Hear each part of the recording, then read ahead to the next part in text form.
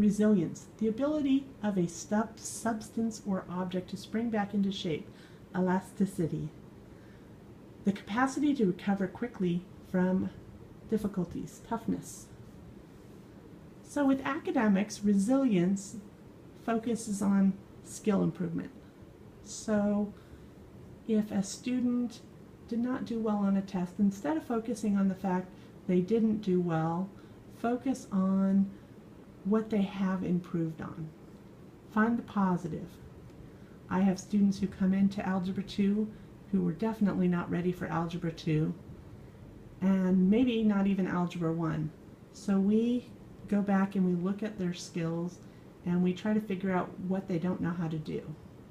And they practice getting those skills honed.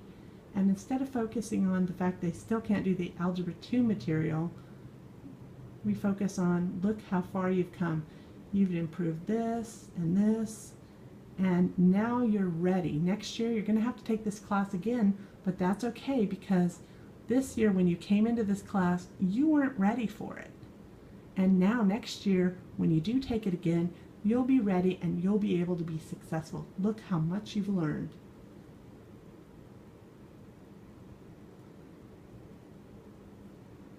So resilience off campus, that would be like recovering from a situation that could be so unique that I couldn't really write about. So they have a home life issue, how to bounce back from that. They have arguments with their friends. Maybe you could discuss whether or not that is a good friend to keep or what they need to do with that situation. So making it through things off campus are hard to be very specific about in here. So we're going to move on to ambition. Ambition, a desire to do or to achieve something, typically requiring determination and hard work. Desire and determination to achieve success. So, ambition, let's look at the students' hobbies or interests. Do brainstorming. Incorporate things about the future. So Naviance lets the student research careers, and then from those careers they can look at the educational pathways attached. In a math class, maybe we can create a household budget or an educational budget. How can I fund getting what I want? And then once the student realizes these are attainable goals, they will strive to reach them. What about writing a research paper about what you found out when you researched those careers or educational pathways?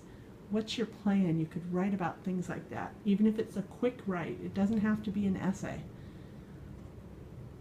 Scholarly.com is a great way to find scholarships. Even if the students are not old enough yet, they can look on Scholarly and practice writing and applying for scholarships. And if they're juniors or seniors, hey, maybe they'll actually turn in their application and hopefully get a scholarship. Professionalism, the skill, good judgment, and polite behavior that is expected from a person who is trained to do a job well. Some professional skills are like how to write an email using complete sentences, reading or rereading an email before you send it, and if the situation has a lot of emotion, maybe even waiting a day or 2 days, or letting someone else even read it before you send it to make sure the intent that you had in the email is there and not more than you wanted. You don't want to create an emotion that you didn't intend. How to be assertive versus aggressive. So how can you get something you really think you should have without doing it in an aggressive manner? Aggressive has some hostility base to it, where assertive is more of asking but very strongly, and aggressive would be more like demanding in a not as nice way. So that's a fine nuance that we can teach them. How to be constructive versus destructive, or teaching them how to have constructive criticisms. If they don't have a better solution to the problem, how can they tell someone that it's not working? Even if to say, I don't know how to make it work better, but this is not working for me. And then together brainstorming with ideas. So let's look at integrity. The quality of being honest and having strong moral principles, moral uprightness, honesty, honor, ethics, morality, decency, sincerity, and truthfulness.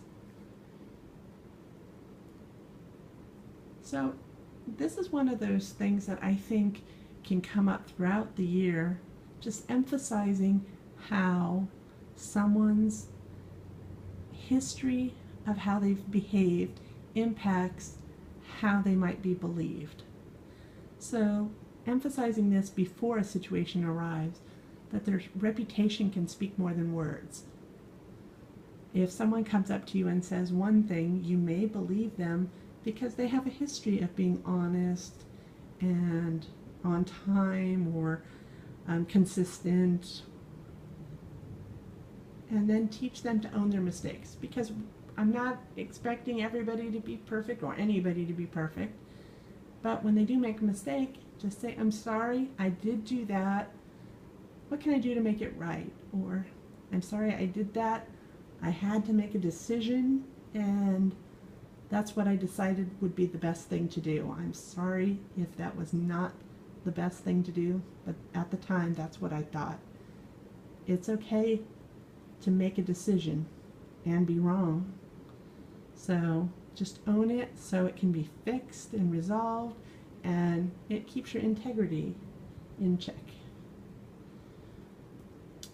Teach them they can change a lie into, instead of telling a story, they can say something creative, like, I'd like to say I'm late because, and then tell their creative story that was the lie they were going to use, but the truth is I just overslept.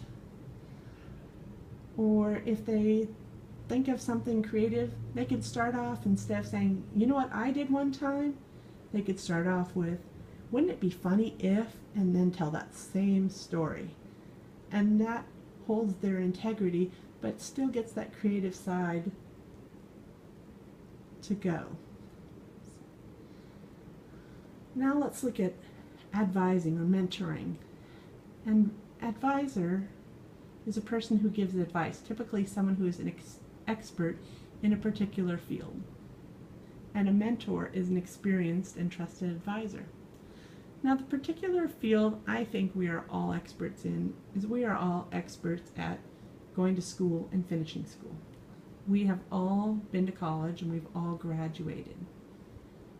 So we know how to do that, and we can guide and mentor students to do this. So right now, I'd like you to take some time to look at some things.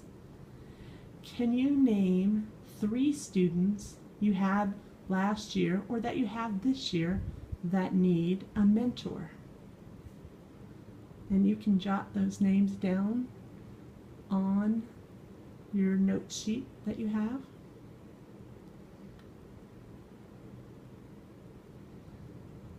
Now, what are some opening questions to get to know that student better on a more personal level? Are they interested in sports? It's a good casual opener before you ask something too personal. Do you have any brothers and sisters? Do you have any other ideas of questions you could ask? How do you get to school?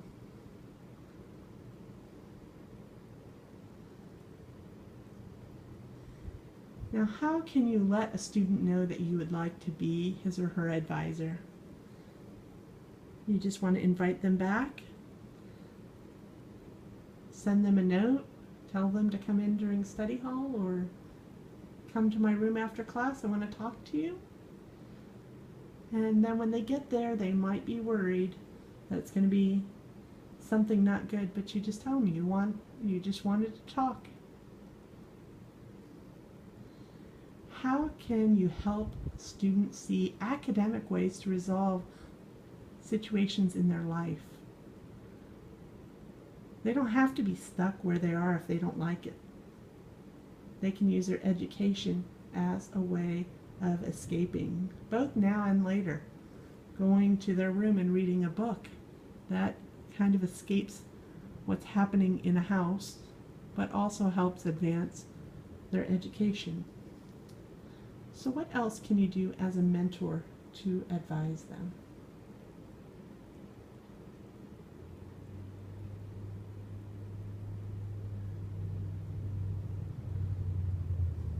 All right, now how can we incorporate resourcefulness, resilience, ambition, professionalism, and integrity into your classroom? So can you jot down some lesson ideas or ways you can have repeated references to these things in your classroom? Maybe some off-topic of education conversations, talking about things happening in the news, not necessarily pertaining to your subject. Or maybe a mixture of these things. Incorporate some repeated references, some lesson ideas, or just casual conversation, and have this be a continual theme throughout the year.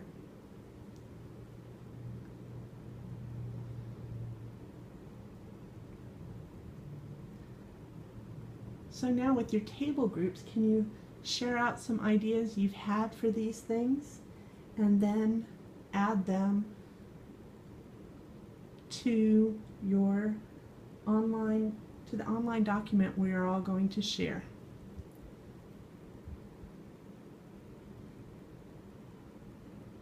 Thank you for listening.